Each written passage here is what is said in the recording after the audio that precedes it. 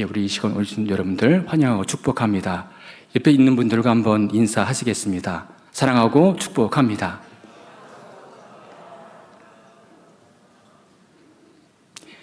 예, 많은 사람들이 이제 참석하지 못했지만 또 예배를 사모하면서, 기도를 사모하면서 나오신 여러분들 정말 축복하고 사랑합니다.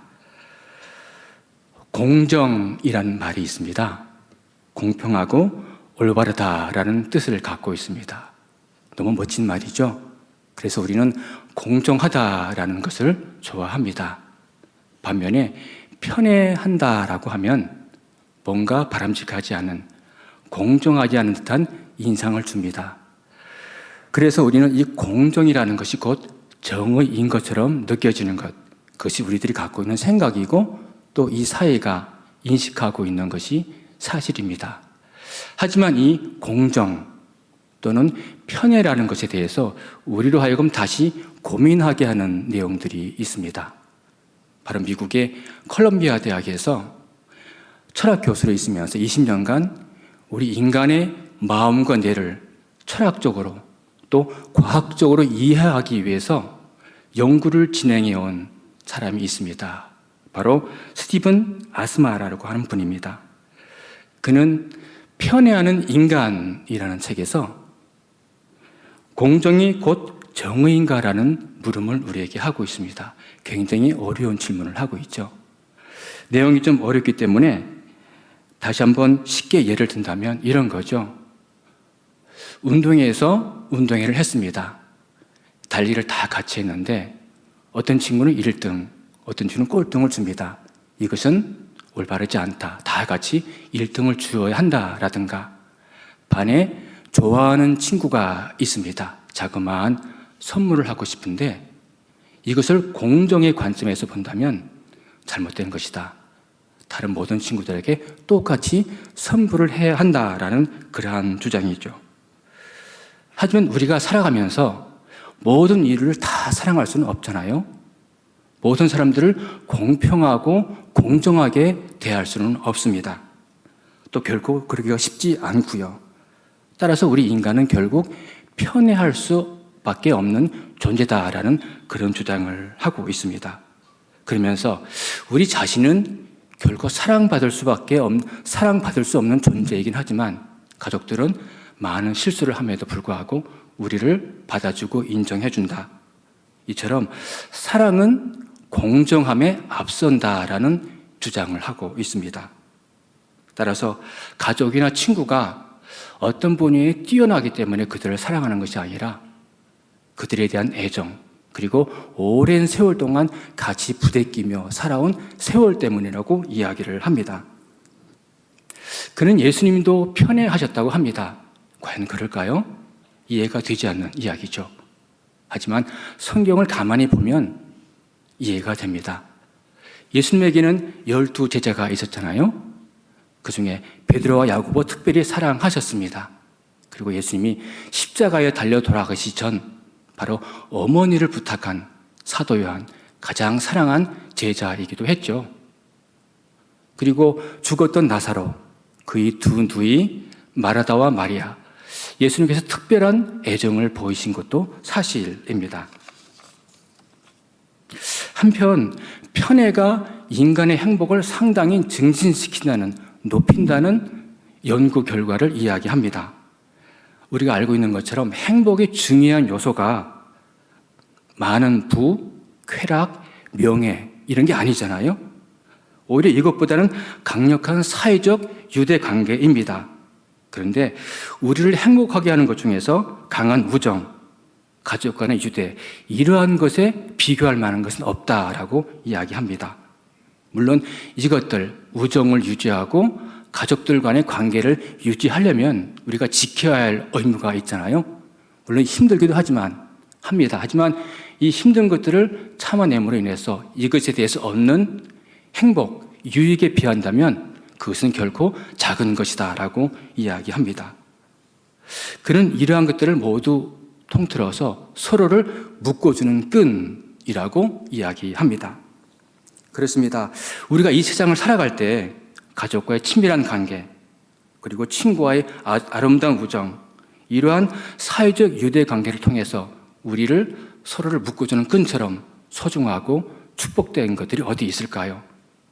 특히 요즘 시대는 은둔의 시대, 많은 사람들이 홀로 고독감 그리고 외롭게 살아가는 시대이잖아요. 그러나 오늘 본문을 우리가 읽은 것처럼 오늘 본문에는 이와는 전혀 관계가 없는 듯한 한 외톨이 인생이 등장합니다. 바로 수가성에 사는 사마리아 여인이죠. 그런 그 뜨거운 중동의 한낮에 남들은 모두 이 죽음 같은 더위를 피해서 쉬고 있지만 그녀만큼은 남들의 눈을 피해 우물가로 물을 길러 나왔다 예수님을 만나게 됩니다. 여러분, 오늘 본문에 등장한 이 사마리아 여인, 어떤 여인일까요? 예수님이 말씀하신 것처럼 현재 6번째 남자와 살고 있습니다. 그리고 과거에 5번이나 남편이 바뀌었죠. 이처럼 이 여인이 방종한 여인이었을까요? 음란한 여인이었을까요? 하지만 성경 그 어디에도 이 여인이 음란하다거나 방종한 여인이라고 기록하고 있지 않습니다. 성경에는 고아와 과부에 관한 이야기가 32번이나 등장합니다. 신명기 22장을 보면 가늠하다 붙잡힌 여인은 사형을 당했습니다. 그리고 결혼 전 다른 남자와 관계를 가진 여자 역시 죽음을 면할 수 없었죠. 그리고 출애굽기 22장 22절 보면 너는 과부나 고아를 해롭게 하지 말라라고 말씀하고 있습니다. 그리고 욥기서 22장 9절 보면 너는 과부를 빈손으로 보내며 고아의 팔을 꺾는구나. 그리고 시편 146편 9절을 보면 여호와께서 나그네들을 보호하시며 고아와 과부를 돌보시고라고 말씀합니다. 그녀가 신약에 들어와서도 디모데전서 5장 16절을 보면 이렇게 기록되어 있습니다. 같이 읽겠습니다. 만일 믿는 여자에게 과부 친척이 있거든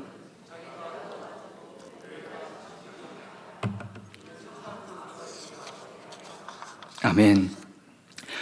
왜 이렇게 성경은 과부를 도와주고 보호하라고 여러 번 말씀하고 있는 걸까요?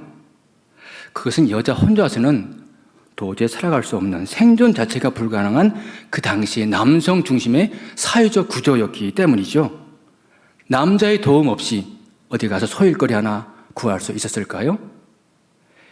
유대인 역사학자 요세푸스는 예수님 당시에 여자들이 처한 열악한 사회적 위치에 대하여 이렇게 이야기하고 있습니다. 여자는 모든 면에서 남자 아래에 있으며 따라서 아내는 남편에게 순종할 의무가 있으며 이것은 그 당시 엄격한 종교적 의무였다라고 말이죠. 여기 계신 여성 성도 여러분 너무 기분 나빠하지 마십시오. 지금은 그런 세대가 아니니까요. 이러한 정황들로 미루어 본다면 이 여인이 마음에 맞는 이런 남자 저런 남자 마음들 선택했던 그러한 방종한 여인이었을까요? 오히려 그것보다는 남자들에게 버림받아 사랑받지 못한 그런 여인이었죠. 살기 위해서 선택의 여지가 없었던 그런 여인이었던 겁니다. 바로 관계를 묶어주는 끈 하나 없었던 그런 불쌍한 여인이었죠. 하지만 동네 사람들은 이 여인에 대해 손가락질합니다. 수군거리죠. 이러한 모욕과 남자들에게 버림받은 상처로 인해서 이 여인의 가슴은 깊이 멍이 든 채 어렵고 힘든 시간들을 보내고 있었던 것으로 생각할 수 있습니다. 본문 4절에는 예수님께서 유대를 떠나 갈릴리로 다시 가시려고 하는 그런 모습이 나옵니다. 그 당시 유대 지역에서 갈릴리로 가려고 하면 3가지 길이 있었습니다. 바로 지중해 해안을 따라가는 길, 그리고 동편 요단강을 건너서 베레아 지방을 통과하여 가는 길, 그리고 마지막으로 사마리아 중심부를 지나가는 길이었습니다. 이 중에서 가장 빠른 길은 사마리아 중심부를 가로질러 가는 길이었죠. 때문에 그 당시 갈릴리에서 유대 지역에 있는 성전 순례자들은 바로 이 사마리아족을 곧바로 통과하곤 했죠. 하지만 완고한 유대인들은 사마리아인들과의 접촉을 피하기 위해서 그 먼 길, 바로 동편 요단강을 건너 베레아 지방을 통과하는 먼 길을 선택하는 것을 마다하지 않았습니다. 유대인들의 사마리아에 대한 이러한 뿌리 깊은 반감은 역사가 깊습니다. 우리가 알고 있는 것처럼 주전 8세기경 아수르는 북왕국 이스라엘을 멸망시킵니다. 그리고 유대인의 정통성을 말살하기 위해서 혼혈 정책을 쓰죠. 바로 이방인을 들여와 그곳에 살게 한 겁니다. 피가 섞이게 됩니다. 하지만 철저하게 자기 혈통을 지켜온 유대인들은 이러한 아브라함과 이삭과 야곱에 이르는 순수한 혈통, 그리고 종교의 순수성을 더럽혔다고 생각해서 이들을 멸시하게 됩니다. 이러한 이유 때문에 유대인들이 1차와 2차 바벨론 포로에서 돌아와 예루살렘 성전을 재건하잖아요. 이때 이 사마리아인들이 돕겠다고 했습니다. 하지만 유대인들은 단호하게 거절했죠. 이럴 정도로 이들의 반목과 질시는 뿌리가 깊습니다. 이 사실은 1세기 초까지 계속되었고 예수님 당시에도 우리는 이러한 기록들을 지금 볼 수 있죠. 이러한 배경을 가지고 있는 땅, 유대인들의 멸시와 모욕의 대상인 사마리아 지역을 예수님은 통과하려고 하고 있습니다. 사절에는 이렇게 기록하고 있습니다. 사마리아를 통과하여야 하겠는지라. 여기서 하겠는지라의 원래의 의미는 반드시 무엇 해야 한다라는 의미가 있습니다. 바로 운명이나 피할 수 없는 숙명적 필연성을 이야기하고 있죠. 그런데 이 단어를 요한복음 3장 30절에도 동일하게 사용하고 있습니다. 그는 흥하고 나는 쇠어야 하리라. 바로 세례 요한의 고백이죠. 제자들이 세례 요한에게 와서 세례받는 사람들의 숫자가 예수님이 더 많습니다 라고 이야기를 하자 세례 요한이 바로 이 고백을 했던 거잖아요. 따라서 이 말은 바로 어떠한 일이 있어도 사마리아 땅을 통과해야 하는, 그리고 가서 만나야 할 사람이 있다는 것을 말씀하는 분명한 예수님의 목적과 의도가 담긴 말씀입니다. 여러분, 예수님과 사마리아 여인과의 만남의 장소가 우물가였습니다. 우물가는 어떤 장소인가요? 여인들의 장소죠. 수가성의 여인들이 우물가에 와서 물 만기를 갔을까요? 오고 가며 대화를 했겠죠. 수가성에서 이 야곱의 우물가, 본문에는 야곱의 우물가는 약 1.3km 정도 됩니다. 짧지 않은 거리죠. 그들은 두세 명씩 오고 가며 많은 이야기를 나누었을 겁니다. 우리 어머니들은 빨래통을 들고 와서 우물가에 와서 빨래도 하고 물도 기르며 자신의 신태 한탄을 했잖아요. 얘기도 들으며 또 얘기도 주고받았을 겁니다. 그런 모습과 크게 다르지 않을 겁니다. 따라서 이 우물가는 그 당시 여인들에게 소통의 장소요, 서로를 위로하고 위로받은 소중한 통로였습니다. 그러나 이 사마리아 여인에게만큼은 모든 인간관계가 단절된 한숨과 고통의 장소였을 뿐이죠. 그래서 15절에서 예수님께 이렇게 이야기하고 있잖아요. 그런 물을 제게도 주세요. 그래서 다시는 물길로 오지 않게 해주세요. 바로 이 의미가 어떤 의미입니까? 예수님, 저는 더 이상 사람을 만나고 싶지 않습니다. 저에 대해서 손가락질하고 수근수근 거리는 모습 더 이상 보고 싶지 않습니다. 이 지긋지긋한 물 깃는 여정, 이젠 그만 끝내고 싶습니다. 라는 의미가 아니겠습니까? 그런데 바로 그 고통의 장소에서 예수님을 만났습니다. 예수님은 여인에게 가서 내 남편을 불러오라 라고 말씀합니다. 예수님께서 먼저 꺼내신 이 단어, 내 남편, 이 여인에게 어떤 의미일까요? 그것은 굴레였죠. 고통이었습니다. 힘든 삶이었습니다. 그런데 여기서 내 남편을 불러오라. 예수님의 의도는 무엇입니까? 그것은 바로 내가 누구냐 하는 물음입니다. 어쩔 수 없는 선택이라고 하지만, 살기 위해서 불가피한 선택이었다고 하지만 서서히 무너져가고 있는 너의 모습, 내가 누구냐 하는 것을 예수님은 묻고 있습니다. 한 걸음 더 나아가서 내가 누군지 알아야 나를 예배할 수 있다라는 그런 말씀입니다. 너희 사마리아인들이 예배하는 그리심산이나 유대인들이 예배하는 예루살렘 그 장소의 문제가 아니라 바로 예배의 대상이 누구인지 알아야 올바른 예배를 드릴 수 있다는 말씀인 거죠.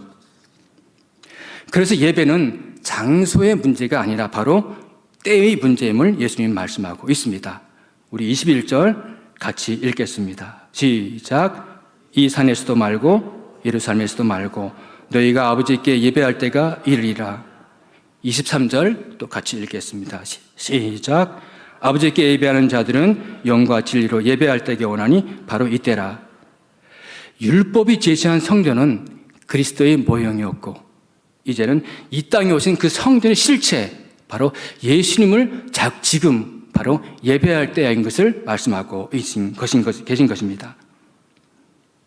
본문 앞 3장에는 밤에 예수님을 찾아온 한 사람이 등장합니다. 바로 니고데모였죠. 그는 바리새인이었습니다. 유대인의 지도자였죠. 율법 전문가였습니다. 많은 사람들에게 존경을 받는 그런 사람이었죠. 예수님은 이 니고데모에게 사람이 물과 성령으로 거듭났지 아니면 하는 날을 볼 수 없다라고 말씀합니다. 하지만 이 니고데모는 이 거듭남의 비밀을 깨닫지 못했습니다. 예수님은 책망했죠. 왜 이스라엘의 선생으로서 이것을 알지 못하느냐라고 말이죠. 무엇을 말씀하고 있는 걸까요? 밤에 예수님을 찾아간 니고데모, 그는 많은 지식을 갖고 있었습니다. 이러한 지식, 그의 종교가 결코 구원을 보장해 주지 못한다는 것을 말씀하고 있습니다. 그런데 여기서 23절에 영과 진리로 예배하라고 말씀을 합니다. 그것은 바로 하나님에 대한 올바른 지식이 있어야 함을 말씀하고 있습니다. 따라서 우리는 하나님을 아는 것만큼만 예배합니다. 하나님에 대한 올바른 경험, 아는 경험적 지식이 없으면 우리 예배는 천박해집니다. 바로 가인의 예배가 그런 예배였죠. 그는 하나님을 알지 못했습니다. 자신의 예배가 왜 연락되지 않았는지, 그리고 동생 아벨을 죽인 후 자신의 죄가 무엇인지 깨닫지도 못했죠. 그래서 호세아 선지자는 호세아 4장 6절에서 이렇게 말씀하고 있습니다. 내 백성이 지식이 없으므로 망하는도다 라고 말이죠. 여기서 우리는 28절의 말씀을 한번 주목해 보아야 합니다. 같이 읽겠습니다. 시작.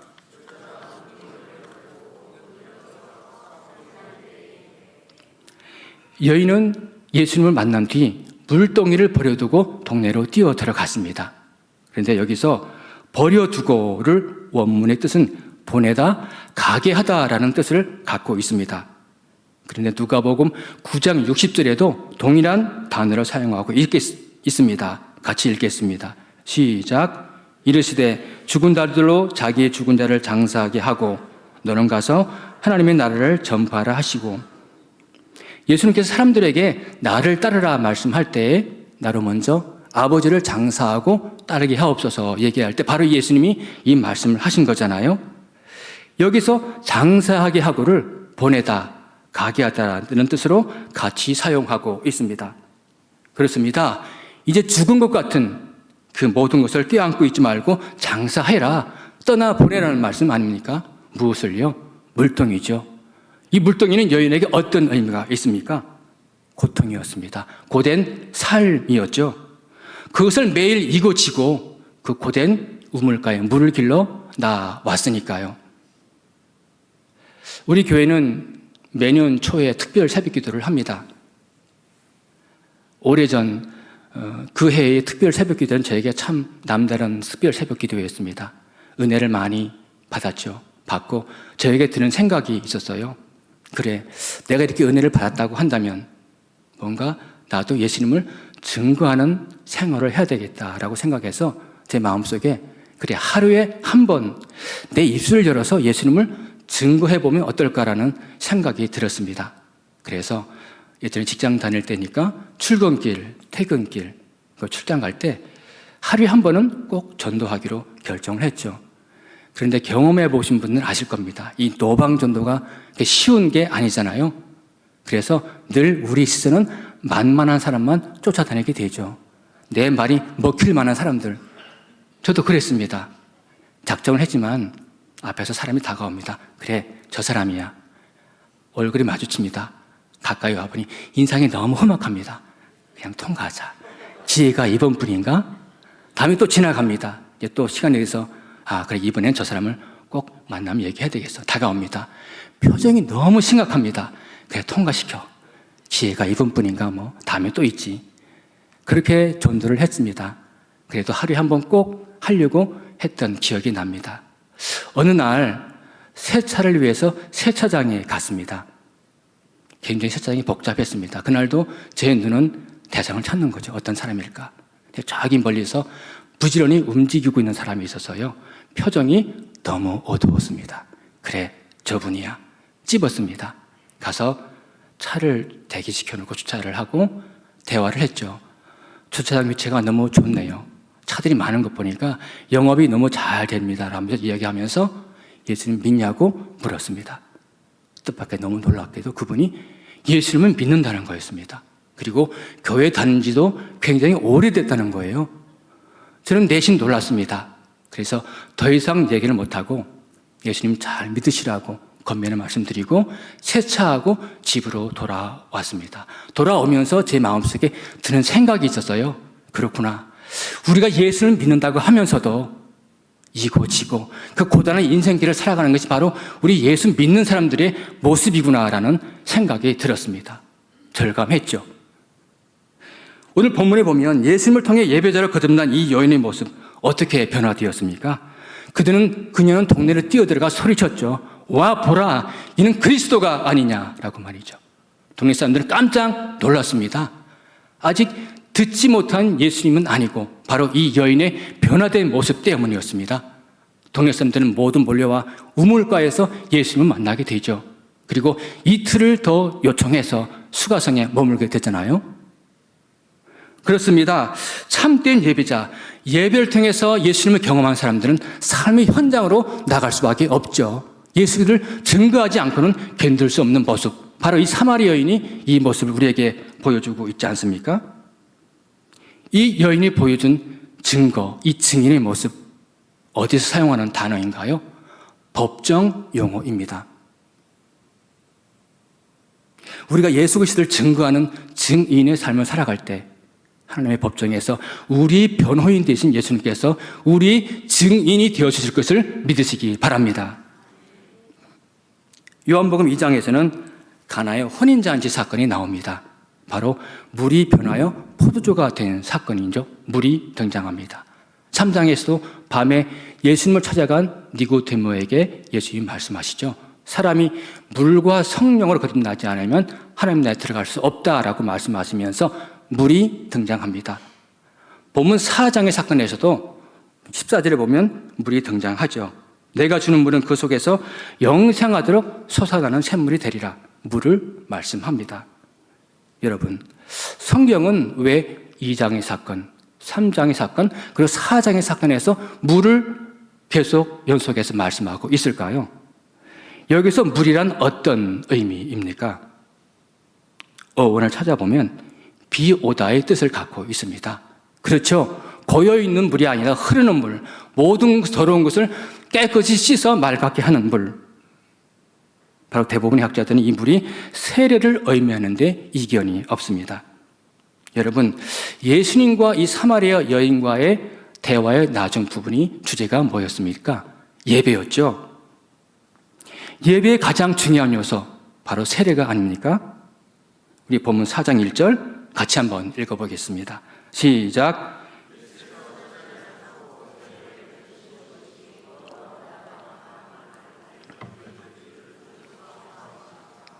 예, 맞습니다. 4장 1절에서는 세례를 언급합니다. 바로 뒤에 대화에 나올 예배를 언급함을 우리가 알 수가 있습니다. 그렇다면 예배의 대상인 이 예수 그리스도, 그분은 어떤 분인가요? 예수님은 본문 24절에서 여인에게 말씀하시죠. 하나님은 영이시니 예배하는 자가 영과 진리로 예배할지니라. 이때 여인은 예수님께 대답합니다. 메시아 곧 그리스도라고 하는 분이 오시면 우리에게 이 모든 사실을 알려주실 것입니다 라고 말이죠. 이때 예수님은 26절에서 내게 말하는 내가 그라 라고 말씀합니다. 여기서 말하는 내가 그라, I am, 헬라어에는 에고 에임이라는 뜻을 갖고 있습니다. 나는 무엇이다 라는 뜻이죠. 요한복음 여러 곳에서는 바로 위로부터 오신 하나님의 아들 예수 그리스도에 대한 선포가 여러 곳에서 이루어지고 있습니다. 요한복음 6장 35절 내가 곧 생명의 떡이다. 8장 12절 나는 세상의 빛이다. 11장 25절 나는 부활이요 생명이다. 14장 6절 내가 곧 길이요 진리요 생명이다 라고 말입니다. 예배 대상인 예수 그리스도가 바로 어떤 분이냐는 것을 우리에게 말씀해 주고 있습니다. 하나님께서는 범죄한 후 동산 나무 사이에 숨은 아담에게 내가 어디 있느냐라고 물으셨습니다. 아담은 날씨가 서늘할 때 동산 나무 사이에 거내시는 여호와 하나님 음성을 들었습니다. 하나님께서 왜 에덴에 오셨을까요? 평소 아담은 하나님과 친밀하게 에덴 동산을 거닐었습니다. 그날도 늘 함께 하였던 시간이 되자 하나님은 아담을 만나기 위해서 동산에 오셨습니다. 그곳을 찾으신 거죠. 아담이 하나님을 찬양하고 높이고 늘 경배했던 장소였습니다. 그러나 아담은 그 자리에 없었습니다. 내가 어디 있느냐? 죄를 짓고 숨어버린 아담에 대한 분노의 음성이었을까요? 진노의 음성이었을까요? 나와 항상 친밀하게 동행하며 나를 높였던 아담아, 내가 어디 있느냐? 나는 너와 동행하고 싶다. 너의 예배를 받고 싶다라는 하나님의 가슴 아픈 물음이 아니겠습니까? 이것이 하나님의 마음 아닐까요? 웨스트민스터 소요리 문답 제1문항은 사람의 제일 된 목적이 무엇인가라고 물으며 제일 된 목적은 바로 하나님을 영화롭게 하고 하나님을 영원토록 즐거워하는 것이다 라고 답하고 있습니다. 바로 하나님을 예배하는 것을 말씀하고 있습니다. 맞습니다. 하나님은 일꾼보다 예배자를 찾고 계십니다. 그래서 우리 인간의 존재 목적에 대해서 하나님의 사람으로 불리는 토조 목사님은 이렇게 말씀합니다. 우리는 예배를 위해 태어났고 예배를 위해 거듭났다. 우리가 창조되고 재창조되는 것은 하나님을 예배하기 위해서이다 라고 말입니다. 인간의 존재 목적에 대하여 다시 한번 명확하게 설명해 주고 있습니다. 로마의 한 시인은 예배에 대해서 짤막하고 강력한 메시지를 우리를 말씀하고 있습니다. 인간과 짐승은 차이가 있다. 인간은 하늘을 보는 반면 짐승은 아래를 본다. 인간은 위에 계신 하나님을 보지만 짐승은 이리저리 다니며 짧은 다리 아래에 있는 땅만 본다. 따라서 인간은 눈을 들어 하늘을 볼 수 있다라고 말이죠. 말씀을 맺겠습니다. 사람들은 공정이란 말을 좋아합니다. 정의롭다고 생각하기 때문이죠. 하지만 우리를 하나님 이 공정의 잣대에 비추어 놓고 볼 때 과연 용서받을 사람이 있을까요? 우리는 너무나 연약하고 부족한 죄인들이니까요. 하나님 우리 모두를 사랑하십니다. 유대인의 관원으로 그리고 바리새인으로 모든 사람의 존경을 한 몸에 받았던 니고데모와 같은 사람이든 많은 사람들에게 멸시와 천대를 받았던 사마리아 여인과 같은 사람이든 모든 이들을 사랑하시죠.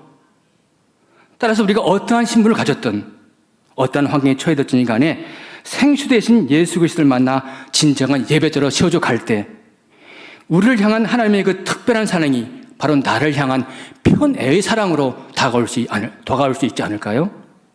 맞습니다. 우리는 그 특별한 하나님의 편애의 사랑을 경험해야 합니다. 그래서 내가 얼마나 소중한 존재인지, 내가 얼마나 특별한 존재인지를 깨달아야 합니다. 바로 사마리아 여인이 이 사랑을 경험했습니다. 우물가에서 서로를 묶어주는 끈 하나 없었던 외톨이 인생이었습니다. 그녀에게는 항상 깊은 목마름이 있었습니다. 깊은 갈망이 있었습니다. 그러나 그 목마름을 해결할 방법을 모르는 목적 없는 인생과도 같았죠.